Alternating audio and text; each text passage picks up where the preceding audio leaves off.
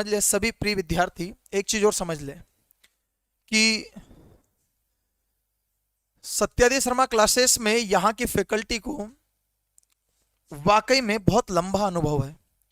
बहुत लंबा अनुभव का मतलब आप समझो कि सिर्फ यहाँ के निर्देशक डायरेक्टर सर ही नहीं, बल्कि यहाँ पर बहुत लंबे समय से पिछले 5 वर्षों से मैं पढ़ा रहा हूँ। पिछले 5 वर्षों से मैं पढ़ा रहा हूँ। 17 की वैकेंसी देखी, 18 की वैकेंसी देखी, 19 का सूखा देखा, 20 का लॉकडाउन देखा, 21 का सूखा देखा, 22 में आई फिर वैकेंसी देखी। इसमें शिक्षक पात्रता परीक्षा भी आई है। इसके अंतर्गत बस एसआई को छोड़ दो तो जेल प्रेरी भी आई है, वन रक्षक भी आई है, कांस्टेबल भी आई है, दूसरी तीसरी बार कांस्टेबल आ रही है। शिक्षक पात्रता परीक्षा आई है, अब शिक्षक चयन परीक्षा भी आएगी, एमपीपीएससी की परीक्षा भी आई है, एसएससी की परीक्षा भी आई है, आर्मी की परीक्षा भी आई है। ऐसे विभिन्न परीक्षाओं में सत्यादि शर्मा क्लासेस ने बेहतरीन रिजल्ट आप लोगों को दिया है। साथ ही साथ में ये यूट्यूब है, यहां सब फ्री कंटेंट है। यहां हमारी मर्जी चल सकती है कि हम चाहे जितना दे सकते हैं।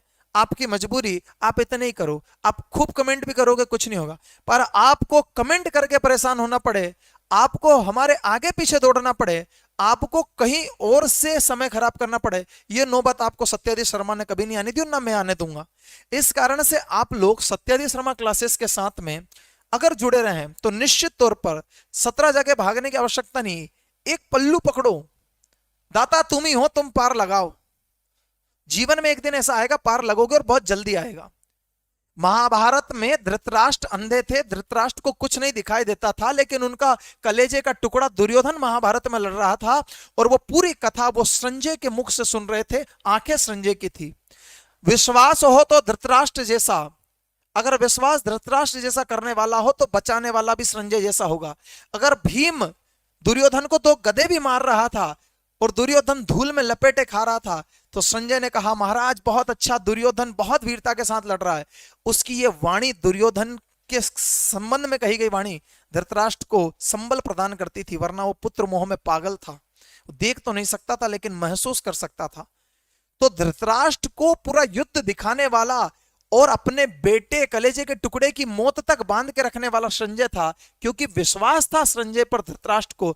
तुम भी धृतराष्ट्र बनो, एक बार विश्वास करके देखो, क्योंकि हम कभी भी नहीं चाहेंगे कि वैकेंसी आए, प्रश्न बने। हम ऐसा तो कभी नहीं चाहेंगे कि आपका ना बने। आप जीवन में हमारा नाम लो या ना लो, लेकिन आप याद रखना, हम चाहते हैं, तुम चाहो या मत चाहो, पर मैं चाहता हूं और हम चाहते हैं कि आपकी सफलता में सत्यादि का नाम जुड़े। और आप जीवन में ये कभी भी स्मृति में लाओ, एक बार तो जरूर होना चाहिए कि सत्यादि ने हमारा सहयोग किया था। बस इस इच्छा के साथ हम आप लोगों के साथ हैं। ठीक है ना? तो बने रहिएगा। ठीक है ना?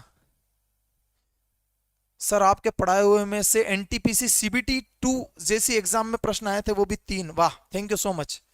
ठीक है ना? लिखो भैया, लिखते जाओ। ठीक है ना? अब यहां पर 2 दुर्गों की मैं चर्चा करता हूं। 2 दुर्गों में सबसे पहले लेकर आता हूं अटेर का किला। कौन सा आता है? अटेर का किला। कौन सा आता है राजा भैया? अटेर का किला। अटेर का किला, तो अटेर जो है ये तहसील है। अटेर कौन सी है? एक तहसील है। इस कारण से इस किले का नाम क्या रख दिया? अटेर का किला, फोर्ट ऑफ अटेर। क्या नाम रख दिया गया भाई? अटेर का किला। ठीक है ना? अब इसके संबंध में आपसे पूछा ही पूछा जाएगा कि इसका निर्माण किसने करवाया था। मेरा यकीन मानिएगा, मेरा यकीन मानिएगा, यह प्रश्न पूछा जा चुका है। यह प्रश्न व्यापम में पूछा जा चुका है। निर्माण मत समझ लेना, तुम समझ लो निर्माण व्यापम ने करवाया। ठीक है ना? मैं वहां व्यापम लिख रहा था, तुम सोच लो इसका निर्माण व्यापम वालों ने करवाया ताकि पूछ सके। ठीक है ना? तो इसका निर्माण करवाया है बदन सिंह भदौरिया ने। किसने करवाया है? बदन सिंह भदौरिया। निर्माण करवाया है बदन सिंह भदौरिया ने। निर्माण याद रखिएगा, बदन सिंह भदौरिया। प्रश्न पूछा गया था इसका निर्माण किन राजाओं ने करवाया? तोमरों ने कराया, कच्छप घात ने करवाया। ठीक है ना?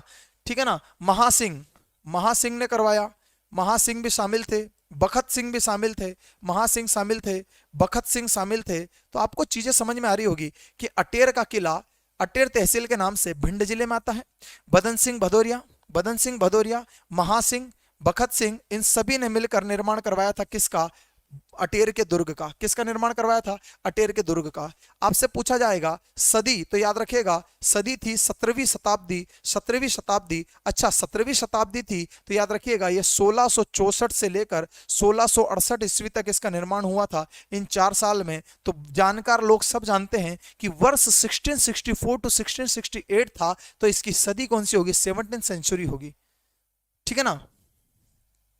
17वीं सेंचुरी होगी, ठीक है ना। अब याद रखिएगा इस क्षेत्र को, अटेर का जो क्षेत्र है ना, इन्हीं के नाम पर याद रखिएगा। इस क्षेत्र को यहां पर लिख देता हूं पॉइंट, ठीक है ना। इन्हीं के कारण, इन्हीं के कारण, इन्हीं के कारण, इन्हीं के कारण इस क्षेत्र को, इन्हीं के कारण इस क्षेत्र को, इस क्षेत्र को, इस क्षेत्र को भदावर के नाम से जाना जाता है। भदावर, भदावर के नाम से, भदावर के नाम से जाना जाता है, भदावर के नाम से जाना जाता है, जाना जाता है, भदावर के नाम से जाना जाता है। भदौरिया राजा रहते थे, भदौरिया राजपूत आज भी रहते हैं। माँ जमवाई कुलदेवी, मेरी खुद की कुलदेवी मैं शेखावत, मेरी कुलदेवी कुल माता जिनकी हम पूजा करते हैं जमवाई माता है।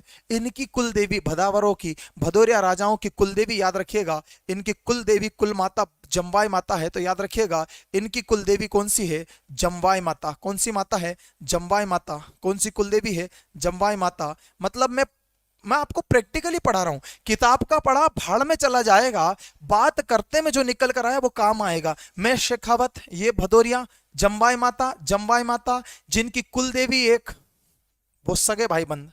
राजावत, राजावत जो होते हैं राजावत, राजावतों की भी कुलदेवी राजावत, कछावाहा, भदौरिया ये आपके हैं, और शेखावत, नरूका, ये सब जो हैं कुलदेवी एक है। यहां तक क्लियर चीजें समझो भाई साहब।